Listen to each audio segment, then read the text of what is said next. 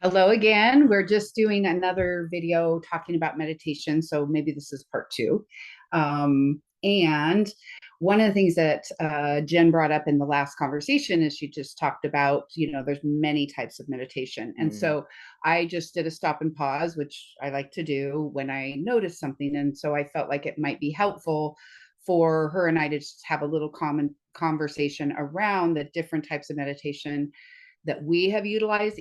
We were talking about this evolution. I think both of us have tried, maybe not all meditations, but many Mm. types. And there's lots and lots of types of things that could be considered meditation. One of Jen's favorite ones is from the Karate Kid type of Oh, meditation. wax on, wax off.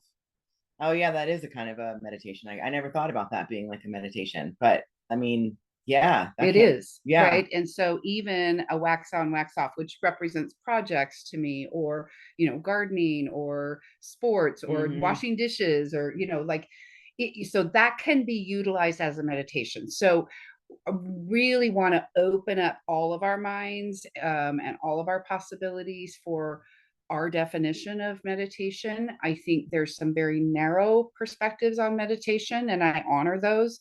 I also want to really make demystify the practice of meditation, and really especially for people in the Western culture where we didn't grow up with that being part of our spiritual or personal practices.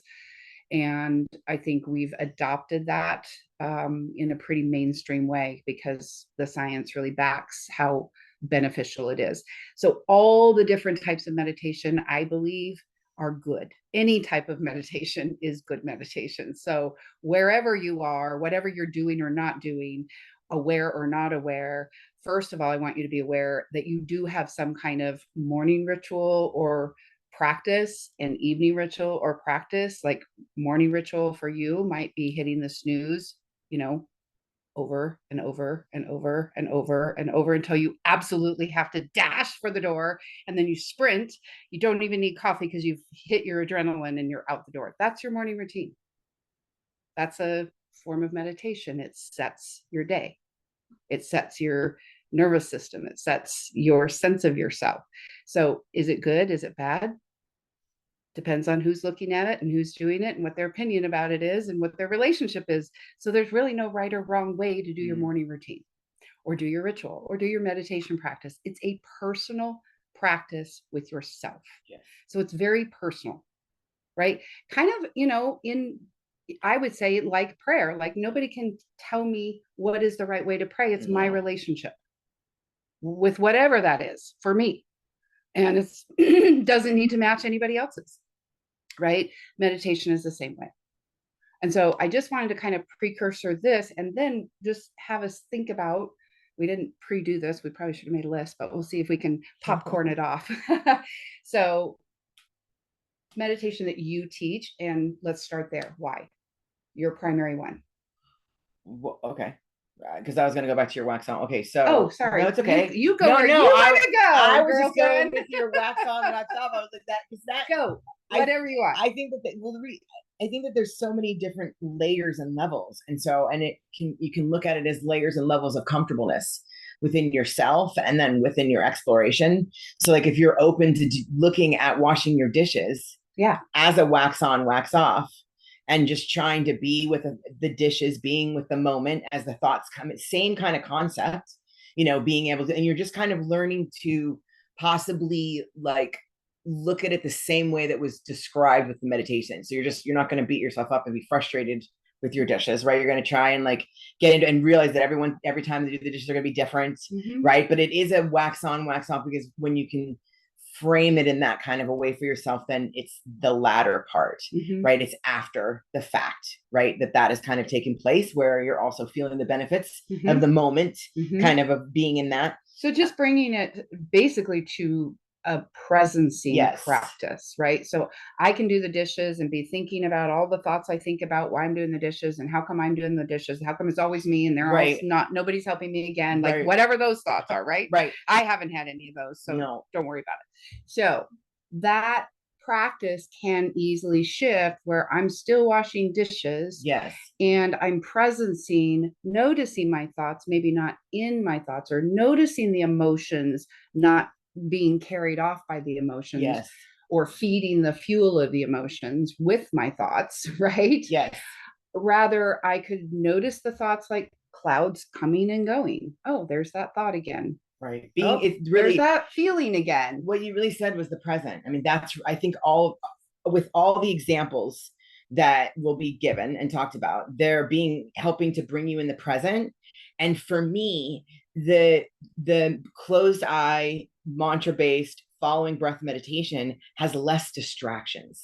And I want less distractions because I want to get to the core. So it's not that I don't use these other options as meditation. I'm trying to turn my life into everything being meditation, right? I mean, you're always talking about that, right? So it's like learning to be in that. But an example about that would be a guided meditation. Like guided meditations are phenomenal. There's there, you name it, you can find it with regards to a guided meditation. And I think guided meditations for what you're trying to, whatever's going on in your life, is a beautiful practice.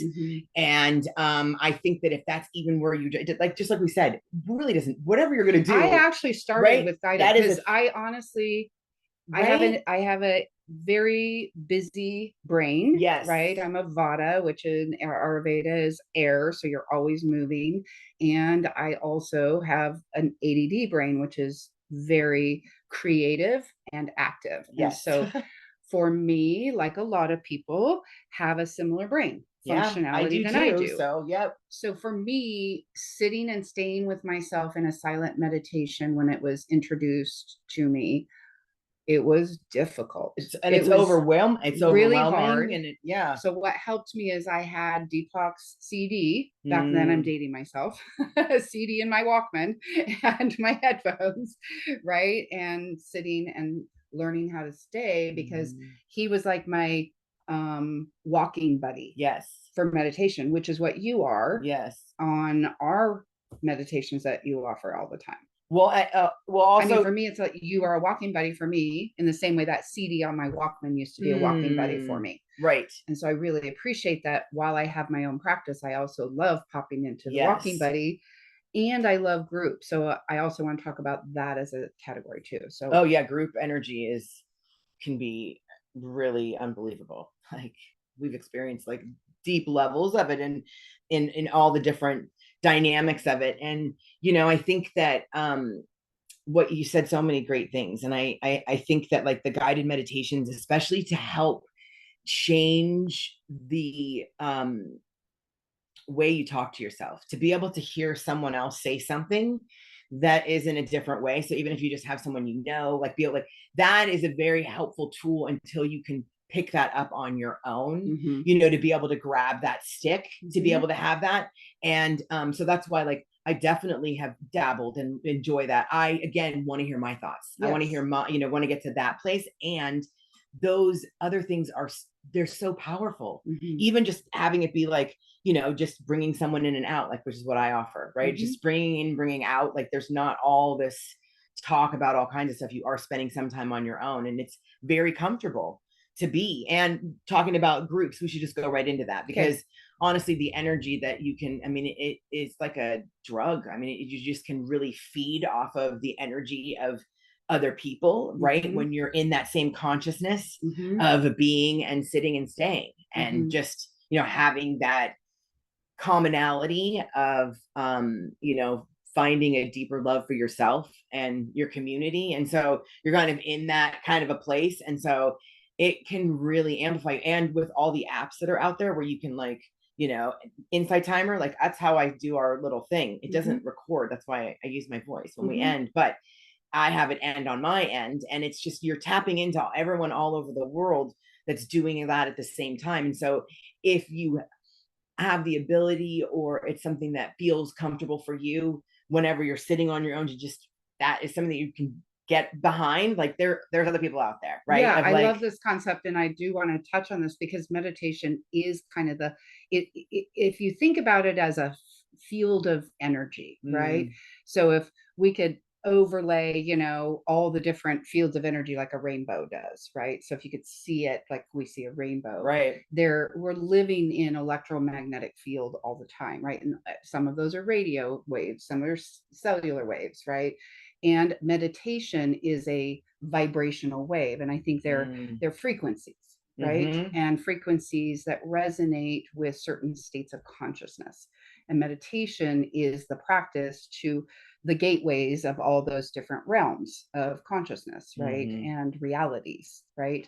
And meditation is, an experience of expanding Mm-hmm. and also going out Mm-hmm. in that way, and also going in and having Mm-hmm. a realization that you are the both and, Mm-hmm. right? And the all in everything. And so, And what you've just talked about, we need to do a whole nother thing on that. okay, Because put I'm a like, pin in yeah, I'm that. like, that's, yeah, like that was a whole, we haven't even talked about, like, that's, Okay, we're going to go back. Thanks for that little pause. We're going to go back to guided meditations and then talking about the different ones and the benefits of those different ones. So, any other thoughts on guided oh, meditation? yeah. I think honestly with any of this, like you really go down you got to do your own search to find out what resonates with you about what, right? So it's like Mhm.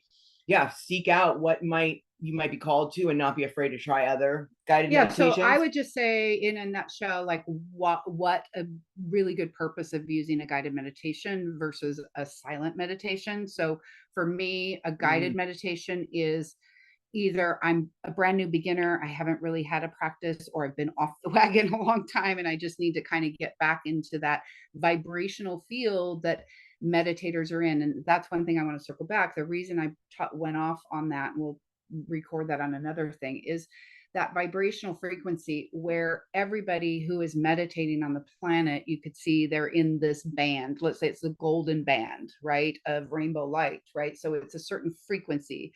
And so whenever I'm meditating in any given moment on the planet, there are other people meditating, and there mm-hmm. are other people meditating in a silent type, which is a certain frequency within that band. So like a hue of the color, but they're all in that same Just like there's frequency. chanting, Yeah, there's sound healing, humming, there's there's like, I mean, yeah, all, and all all of kinds them. of stuff. So that's what I'm saying. Try them all, like because Yeah, so let's talk about some. there's So not let's talk one about the kind. mantra. Let's talk about mantra because that's when you teach. And you just spoke a little bit about why that's important to you. So we talked about guided. That's a great place to start, or just when you need something guided. Okay. The other side of guided, so guided includes a lot of different things like a visualization or right. Yeah, and I think the great thing about the guided that I would say to like or any kind of whatever you're trying something else that's not necessarily a silent based meditation, right? There'll be a moment during that guided meditation where you'll feel some type of peace. Mm-hmm. You'll feel something, like you'll feel something different. Stillness or You'll feel something a exactly, pause. and that is what is possible in any forms of the meditation. So Mm-hmm. not having an attachment that it's just only this type, or just at least understanding that concept, right, of being able to know that when you're doing that. But I guided meditations, and then mantra based meditations was I just have a love for it because that was my practice that I was taught, so it was just the way of using that is like I look at that again, it's my anchor within. So like the mantra helps bring me back to myself by the repetition of the mantra, to when I'm distracted by my thoughts or sensations in my body, if that's where I'm trying to go. Okay. But so stop for a second and tell me what mantra is. Mantra just simply translates as mind vehicle. So it's kind of like we get in a car to go to work. So you can use a mantra to help you get into places within yourself, like getting in your vehicle to go within different places within yourself. Okay. Right. So using a mantra. I also feel that the mantra goes along the lines to some similar degree as the breath, the inhale and the exhale of the breath. Just being able to, because the mantra is helping bringing you back to yourself by a vibration, right? That can be going on through the mantra that you're repeating, and you're also having some type of vibration through your own breath So it still is bringing you back to yourself, whichever way you kind of are looking at it. It's just a different type of. So I mean, is the breath a mantra? I mean, no, technically, right? When you're looking at that, but all of a sudden I was talking to him like, why can't it fall to the same? Like Yeah. it is because you're. Well, for me, a mantra. So mantra is a Sanskrit word that means mind tool. Yes, I did not And go into so all. mind tool is when we say, use the word mantra, that's what we're saying. So it's a tool to keep our mind occupied while we're sitting and staying with ourselves, and all our little puppies are sitting and staying. Our mind is right going, how many thoughts a minute did you say it was? 70,000. 70,000 thoughts a minute. So you think you're unique? You're not. We all have 70,000 thoughts a day, and most of them are repeating, and most of them are negative, and most negative and repeating, and most of them are repetitive from the day, and most of them are also recycled from the day before. So it's a combination of all that literally is happening each day on our. Yeah. And so just being able to understand that that's a normal human brain, and there's nothing wrong with you if you can't sit and stay. So if that's still just uncomfortable to the point you don't do it, start with a guided, some version that you can sit and listen to, right? Somebody's voice that you appreciate, somebody that gives you the sense of, I can sit and stay with myself for 5 minutes or 2 minutes or 20 minutes, whatever that is. And I want to say that I would value meeting yourself every day for a few minutes than once a week for 30 minutes. I would value that. I don't know how you feel about that. No, I really do. And I really, I talk about that because it really is something that just came prevalent for myself. Of like, I'm uncomfortable, like usually all the time, but it's like, I'm just sitting and I'm staying and then just allowing what's going to happen during my stay. And that's just how I've had to break it down. Right. And then it's like that simple of like, you just, no matter what, like, you don't leave, no matter how uncomfortable it becomes, no matter what's coming up, like you're just staying with whatever that is. Yeah. So coming up might be my body's itching, my tummy's growling, my mind won't stop thinking, I have emotions, I'm crying, I'm falling asleep, I'm yawning, I'm, I'm wiggly, what, the dog keeps coming in, whatever. Those are all distractions. And that's just what she means when she says whatever comes up. Okay. So I just wanted to clarify that. Yes. And I want to also just go back to the mind tool. So the use of that mantra, and this is why she's making a comment about the breath. Why can't the breath be a mantra? I believe it can be. So the breath can be used as the mantra, meaning mind tool. So in traditional mantra practices, it is a Sanskrit word or sound that you use, like so hum.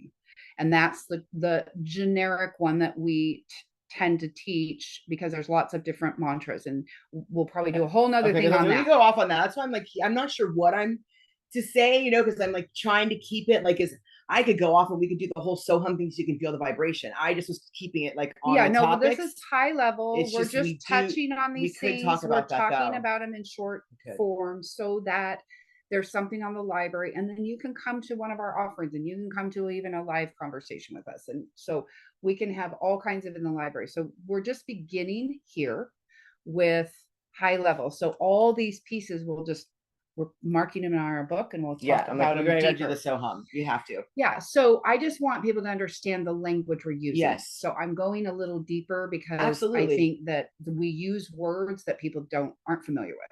So that's all. On the mantra, so using the mantra, can you share what you teach? Like if I were, okay, now I know so hum is a mantra. Okay, so how do I use it? So okay, so no, just tell me. Don't. Okay. I mean, you can demonstrate it if you want, but I'm just saying, if I want to do a silent based meditation by myself, and I just decided, okay, I just heard Jen say so hum, so that's my mantra. How do I? Okay, now what do I do?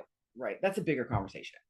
It just is like, so I can do that, but I'm just saying, like, I can't just start, like, that'll be a bigger thing because so, okay. So the mechanics. Yeah. The mechanics I mean, it's not a bigger, it just is like, there's so many pieces of it I'd want to cover on that.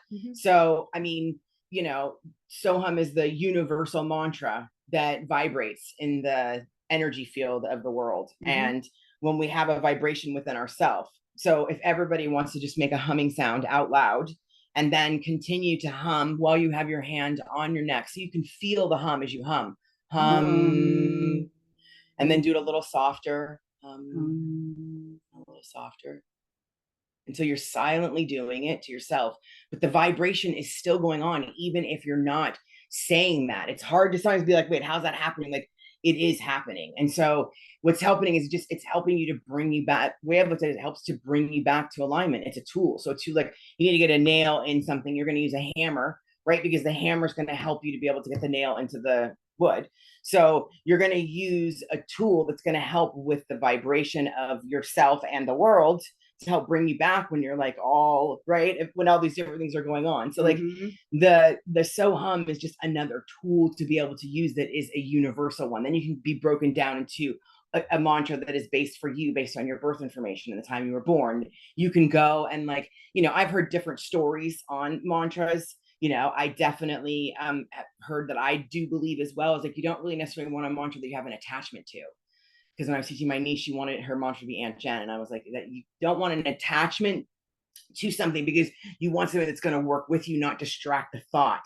So if you have in a human field. Yeah, because you keep saying, because you're trying to tap into your universal field and your universal consciousness, more of a soul level. Yeah. So if you use Aunt Jen as a mantra, a lot of the thoughts would be geared towards Aunt Jen, whether you think so or not. Like, and it's not, it would be, so you want to kind of help yourself. It's really not about, like you said, like there's no right or you could do whatever you want. Like if you want to practice, you want to make your mantra Aunt Jen, go ahead. You're just like, you're kind of, you make it more challenging. So it's kind of the same thing as like, I like to meditate first thing in the morning, because you're making it harder for yourself to be with your thoughts when you've been awake for a while and you've had your coffee, and like, it's like, you're just really making it harder. Can you do it then? Of course you can. Like, but I like to make, it's already hard enough. Like, so it's like, I just try and find a way, like, you think about in your life, where you try and make things easier for yourself. That's just what I'm doing in this area of my life. I'm trying, how can I make it easier for myself? So that's how I would. So making it easier for ourselves is kind of what we're talking about, is choose something that works. Right. So there's many different kinds. There's also apps all over. There's nature. It's beautiful, like walking meditations are one of my favorite. Like, one of the things that became, like, I've always known about it, but it became a very into my field even more from walking my dog, because I cannot not pay attention to her. So walking my dog is not getting on the phone. It's not catching up on email. It's not anything. It is taking the time to be with my dog. Because it's her walk. Yes. You have a mindset that you're like, you're walking with her. It's her walk. But I am guiding her. She doesn't get to decide everything because she needs me to lead her. Yet it's her walk, and she likes to eat. So, I don't want her eating out there in the world. I'm going to control her food.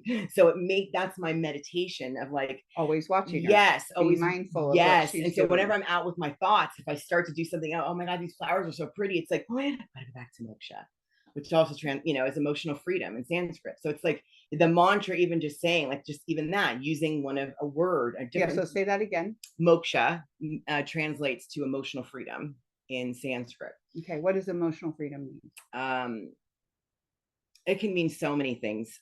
My definition of emotional freedom is, well, that's a whole side note too. We'll do that one too. I'm like, oh wow, that one's like, that's like, whoa, that is really a beautiful one. But yes, so anyway, the meditation is moksha at that time. That can't replace my morning for me personally. It's not negotiable, but it adds to and adding to my meditation. And so if you just you're walking your dog, right? Or even just you're walking out in nature and you're observing all the beautiful flowers, all the beautiful trees, all the beautiful leaves that have fallen, like whatever it is. I don't mean to put presencing again. Yeah. Just you're like being with in the dishes. present moment. It's a presencing practice. So that keeps circulating in different, ways that we've been describing. The commonality that I see is this, a practice to be present with myself. Then it makes it easier for you to be present with yourself in the world, with other people. And that's the big thing that I would say, any meditation practice that you find that works for you, that gets you to sit with yourself or walk with yourself, be with yourself. Laughing meditation. Those are fun. Yeah. So being with yourself is the point. And, being with yourself over and over and over consistently gives you kind of a temperature read on your high tide days, your low tide days, your rip tide days, or even those can change all day long, right? Those tides. So I just would say that the no matter what you choose, it doesn't matter. It's an appointment with yourself. That's why we call it time in with yourself, right? And instead of meditation, because there's many ways to meditate. The point is to have a time in with yourself consistently every day, at least once a day, if not twice a day, and find things that work. Practice, go play, go make it a game, go, it's like test driving a car. Go test drive a bunch of those meditation vehicles. It's words that get people really, caught up to. I think that's why, like, the transition from mindful meditation to time in seemed like an easy transition to have people open themselves up, because the mainstream word that's used a lot is mindfulness. And that's the same thing. You're being mindful of yourself in the moment. That's my translation. Yeah, like yeah. There's many translations. So it's like, whatever the verb, it's just trying to be in the moment when you're being, because if we're having all kinds of anxiety, generally we're in our thoughts that are in the future. If we're having a lot of depression or different, we're in the past. So just even the practice of that is like, wait, am I in the present moment right now instead of in my thoughts over here? That's the same thing that we're doing in the practice of meditation, time in, mindfulness, right? It's all that same thing to help you make it easier to be comfortable being with you, being with your thoughts, right? Being in the moment. Being in the moment of right now, even though, of course, we have, all of these things that we do have to think about, right? Or we do, like, those are definitely, we reflect historically, but giving yourself a time to say, I'm going to let myself not project that right now. Yes. So like that freedom, right? Of being like, I'm going to invite these intrusive thoughts, or these, like, giving them a front row seat, right? Where we're always just trying to get them to go away. And so giving them the example of, like, well, fine, invite them in. Then just see what happens. I mean, I don't know, right? They're just like, maybe they just won't leave. Maybe they'll leave you alone a little bit more during the day because you actually invited them in. Yeah. Right. Well, and you're describing one of the things I talk about all the time is that self-parenting, that inner team. Like we're talking about those puppies, like here in meditation, right. It's like, puppies are just looking for attention. And so all our thoughts are just looking for attention, but we're constantly pushing them away. We do this with kids, right? It's just like, oh, just give me a minute. Just give me a minute. Just give me a minute. Right. But that is they never get a minute.